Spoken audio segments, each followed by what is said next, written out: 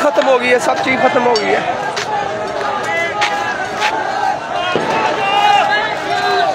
बिस्मिल्लाहिर्रहमानिर्रहीम, अस्सलाम वालेकुम मेरे पाकिस्तानी। उम्मीद करती हूँ कि आप सब खैरियत से होंगे। आज मेरे दो सवाल हैं, एक साद रिजवी साहब से जिन्होंने एक मजहबी तंजीब के सरबराह भी हैं और दूसरी उनकी एक सियासी जमात भी है, उसका नाम है TNP। उनसे एक सवाल है और एक मेरा सवाल है हमारी हुकूमत पाकिस्तान से। पहला सवाल मैं करती हूँ साद रिजवी साहब से कि साद रिजवी साहब, आपने पूरे पाकिस्तान को मफलूज कर दी है। गजा की हमदर्दियों के लिए आप निकले हैं। क्या पाकिस्तान को नुकसान पहुंचाकर आप किसी के गम में शरीक हो सकते हैं? क्या पाकिस्तान के रोड ब्लॉक करके हम किसी के गम में शरीक हो सकते हैं? क्या पाकिस्तान की आवाम 25 करोड़ आवाम के घर बर्बाद करके हम गजा या इसराइल की गम में शरीक हो सकते हैं?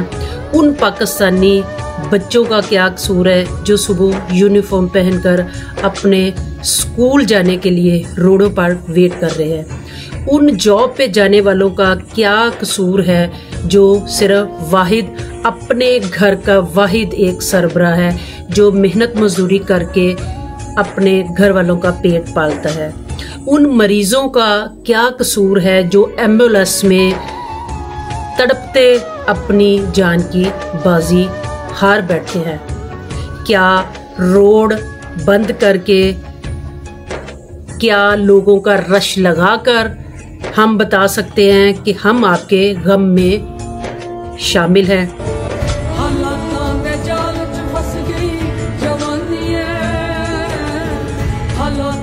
ये कौन सा दीन है? ये कौन सा दीन हमें इजाजत देता है कि आपके जुलूस की वजह से 25 करोड़ की आवाम की जिंदगियों का आप सौदा करें?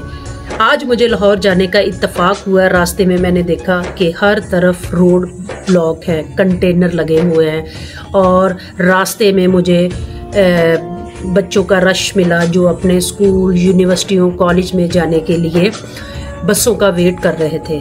लिहाजा वो वेट करते करते वो घरों को लौट गए और उनके घरों के लौटने में भी वो बेचारे कन्वेंस ना होने की वजह से पैदल गए। उन जॉब पे जाने वालों का क्या कसूर था जो खाने का टिफिन लेकर रोड पे वेट कर रहा है अपनी जॉब पे जाने के लिए?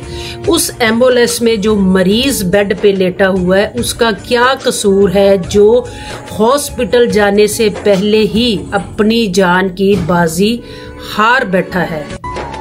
क्या कभी हमने जलसे जुलूस की कॉल देने से पहले 25 करोड़ अवाम की जिंदगियों के बारे में, हालात के बारे में सोचा है? क्या हम कब तक नबी के दीन पर सौदा करते रहेंगे? क्या हमारे नबी पाक सल्लल्लाहु अलैहि वसल्लम ने हमें ये तालीम दी है? हमारे दीन में तो बहुत आसानियां हैं, बल्कि मैं कहती हूँ कि आसानियां ही आसानियां हैं। वाहिद हम मुसलमानों का दीन है जिसमें भाई मुसलमान भाई भाई को एक दूसरे के गम में शरीक होने का कहा गया है। और हम यहाँ पे क्या करते हैं? अपनी सियासत, अपनी मजहबी तंजीम को चमकाने के लिए हम 25 करोड़ अवाम का सौदा करते हैं।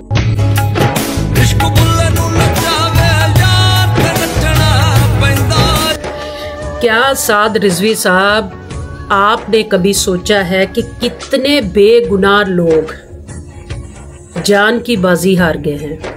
इन सब का क्या कसूर है? जो लोग मारे गए हैं इनके घर वालों का क्या कसूर है?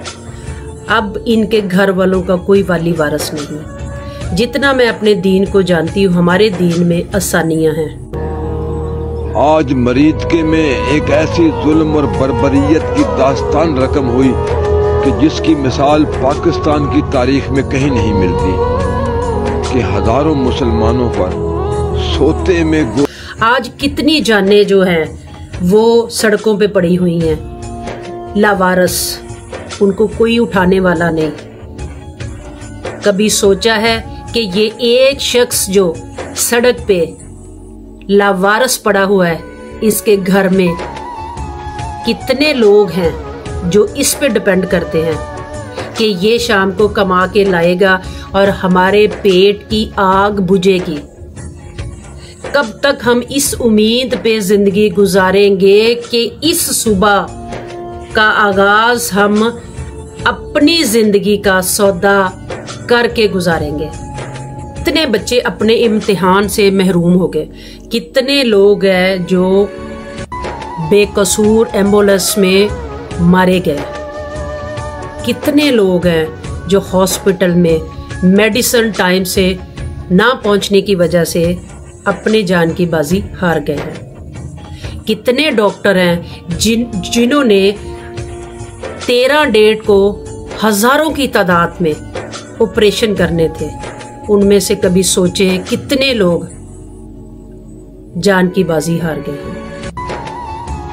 और जितने लोग भी मारे गए हैं, शहीद हुए हैं, क्या कभी सोचा है कि इनके घर वालों का क्या कसूर था? क्या ये वाहिद इंसान है जो अपने घर की कफालत करता था? कोई किसी का बाप, किसी का शौहर, किसी का बेटा था। कितने लोग अपने कारोबार से महरूम हो गए हैं। क्या पाकिस्तान के रोडों को बंद करना, कंटेनर लगाना, मजहबी तौर पर काल देना मसले का हल है? क्या कभी अपने पाकिस्तानियों, अपने मुसलमानों को इग्नोर करके हम 7 समंदर पार गजा की लोगों को हमदर्दियों की मैसेज दे रहे हैं? इतने लोगों के मरने के बाद हम सब में सिर्फ एक लफ्ज बच जाता है, अल्लाह ताला आप सबको सब्र दे। बहुत अफसोस हुआ। क्या मरने वालों के लिए सिर्फ एक सब्र का लफ्ज है? क्या मरने वालों के लिए सिर्फ एक अफसोस का लफ्ज है?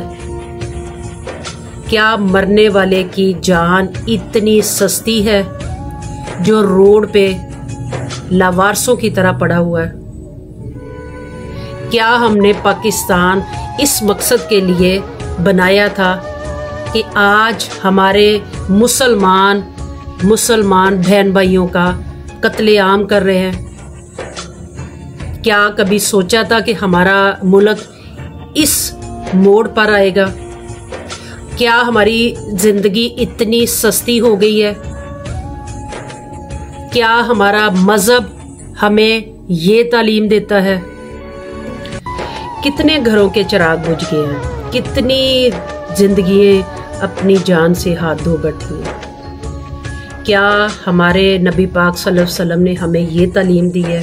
क्या हमारा दीन ये हमें सिखाता है कि हम हजारों जिंदगियों का सौदा करें, हजारों जिंदगियों का कत्ल करें, हजारों जिंदगियों को खुदकुशी करने पे मजबूर करें? खुदारा खुदारा खुदारा ये सियासत और ये मजहबी तंजीम के नाम पर 25 करोड़ की अवाम की जिंदगियों का सौदा मत करें। हम अगर कोई भी तंजीम चला रहे हैं, मजहबी तंजीम है या कोई भी है, तो हमें भी एक कानून दायरे में रहते हुए हमें धरना देना चाहिए। रियासत को मजबूर नहीं करना चाहिए कि वो कुछ ऐसा गलत इकदाम उठाए जिस पे हम सबको पछताना पड़े। क्या सड़क बंद करके मसले का हल निकाला जा सकता है? रोड बंद करके ही रोकना जरूरी है? कितने लोगों की जानों का नुकसान हुआ है, इनके घर वालों का क्या कसूर है? सड़क बंद करना मसले का हल नहीं है। 25 करोड़ अवाम का क्या कसूर है? पूरा पाकिस्तान जाम करना ही मसले का हल है? हाँ, रियासत को कानून में रहते हुए मसले का हल निकालना चाहिए। कितने लोग अपनी जान की बाजी हार बैठे हैं। हर साल कोई ना कोई जलूस निकलता है, हम यही चीज को दोहराते हैं। क्या हम कोई ऐसा कानून पास नहीं कर सकते? दूसरा सवाल मैं करती हूँ अपनी हुकूमत से, क्या सड़क ब्लॉक करके मसले का हल निकाला जाता है? क्या कंटेनर लगाना मसले का हल है? क्या 25 करोड़ अवाम का कसूर क्या है?